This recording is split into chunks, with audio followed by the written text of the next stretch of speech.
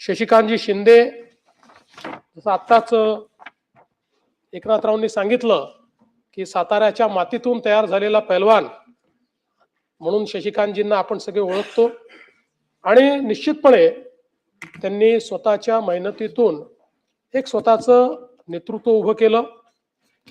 विशेषतः माथाडी आणि कामगार चळवळीत एक मोठं योगदान त्यांचं राहिलेलं आहे आणि सातत्याने संघटना चालवायची, अधिकारांकरता लढायचं, या सगळ्या गोष्टी जरी असल्या तरी देखील गेल्या काही वर्षाच्या मी जे काही त्यांच्या सोबत सातत्याने माझ्या चर्चा होतात किंवा अनेक वेळा शिष्टमंडळात आम्ही भेटतो, तर गेल्या 10 वर्षातला माझा अनुभव आहे की शशिकांतजी हे आपल्या विषयांकरता आग्रही असतात, पण त्याचसोबत राज्याची परिस्थिती काय आहे, राज्याच्या हिताचं काय आहे हे समजून घेण्याची मानसिकता देखील शशिकांतजींची मी नेहमी पाहिली आहे.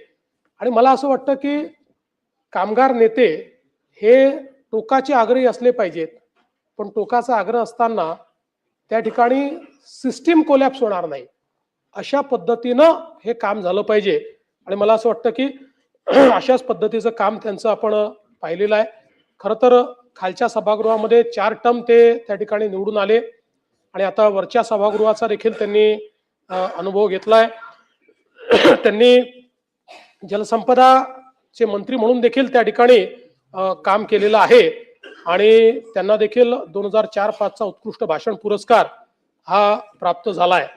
खरं तर 1990 पासून सामाजिक, शैक्षणिक आणि सांस्कृतिक अशा सर्व कार्यांमध्ये ते सहभागी राहिले आणि वेगवेगळ्या युनियनची स्थापना करणे किंवा काही युनियन्समध्ये जी एक मोठी त्या ठिकाणी परंपरा आहे ती परंपरा निभवणे हे काम त्यांनी केलं आणि म्हणून साताऱ्यासोबत नवी मुंबई हे देखील त्यांचं कार्यक्षेत्र राहिलेलं आहे. त्याही ठिकाणी मला असं वाटतं की वेगवेगळ्या पद्धतीनं त्यांचं काम हे सातत्याने सुरू असतं आणि कष्टकऱ्यांच्या मागण्यांकरता सातत्याने ते आग्रही भूमिका घेत असतात. एखादा कायदा आला, एखादा नियम झाला, एखादा निर्णय झाला की अतिशय हिरिरीने त्या विषयात कामगार हिताचं काय आहे हे मांडण्याचं काम शशिकांतजी या ठिकाणी करत असतात.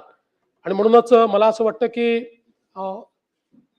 सामान्य माथाडी कामगाराचा आवाज म्हणून या सभागृहामध्ये शशिकांतजी एक प्रकारे नेतृत्व करत असतात. त्यांच्याकडे खरं तर बाकीही जे काही म्हणजे शेतीसारखे विषय असतील किंवा इतर विषय असतील त्यातही त्यांना अतिशय चांगली माहिती आहे आणि त्या सगळ्या विषयात देखील ते सातत्याने काम करत असतात. माझी शशिकांतजी आपल्याला खूप माझ्या शुभेच्छा आहेत. आपण अशाच प्रकारे ही जी काही कामगार चळवळ आहे ती उत्तमपणे चालवत राहावी आणि आता ज्या काही अर्थव्यवस्थेच्या नवीन गरजा आहेत त्या गरजा ओळखून कामगारांच्या हिताकरता पण अर्थव्यवस्था चालली पाहिजे अशा दृष्टीनं कसं कार्य करता येईल याकरता तुमचं सहकार्य हे आम्हाला नेहमीच मिळत राहील ही मला अपेक्षा आहे. तुमच्यासारखा एक आक्रमक आणि अभ्यासू नेता या सभागृहामध्ये आपण अतिशय उत्तम काम केलेलं आहे. त्यामुळे आपल्याला देखील मी भविष्याच्या खूप खूप शुभेच्छा देतो. आपल्याला उत्तम आरोग्य मिळावं आणि आपल्यालाही भविष्यात नेतृत्वाची वेगवेगळी संधी मिळावी अशा प्रकारच्या शुभेच्छा मी या ठिकाणी देतो. याचप्रमाणे